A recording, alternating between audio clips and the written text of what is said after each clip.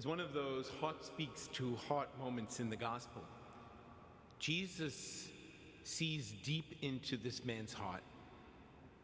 It's not just the presenting problem, as you might call it, that he can't move, that he's restricted to a stretcher. But Jesus can see, engaging this man, he can see a deeper need. And so his first words to the man are, "Your sins are forgiven." That's not associating necessarily the paralyzed state with the state of his soul, but it's Jesus truly engaging the person, seeing deep into reality, looking deep into the heart and into the soul, as he does with every one of us. Jesus sees what's really going on, not just what we're saying or feeling at a moment, but what we really need deep inside, and he responds to that. Of course, when the crowd pushes back a little, he says, "All right, fine, what's easier to say, your sins are forgiven, or get up and walk? Get up and walk." And the guy gets up and walks. "Arise, pick up your mat, and walk." It's interesting, that sentence, "arise and walk," we hear it a lot throughout the Gospels and into the Acts of the Apostles. Yesterday, as we celebrated the feast of Peter and Paul, we heard the story of Peter being released from prison and the angel saying to him, "Okay, arise, get up, and be on your way."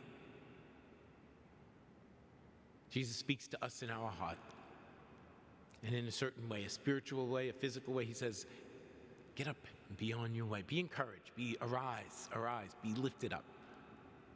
Second thing,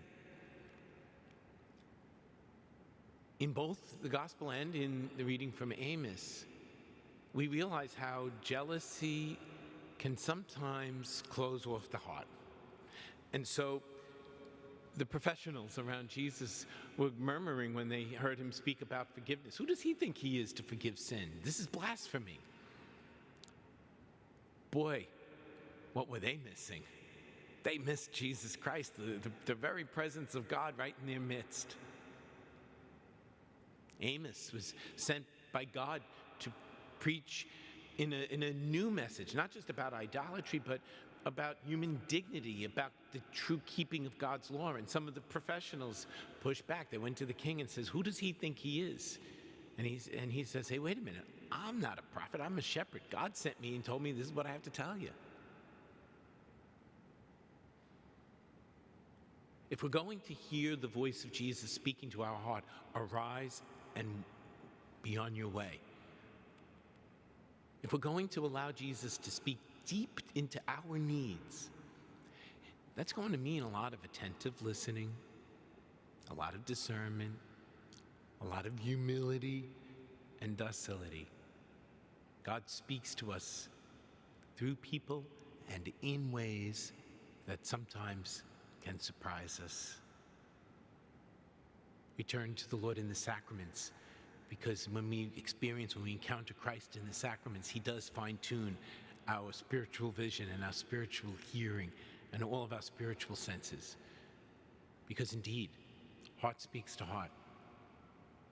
Jesus' Sacred Heart, he speaks to our hearts.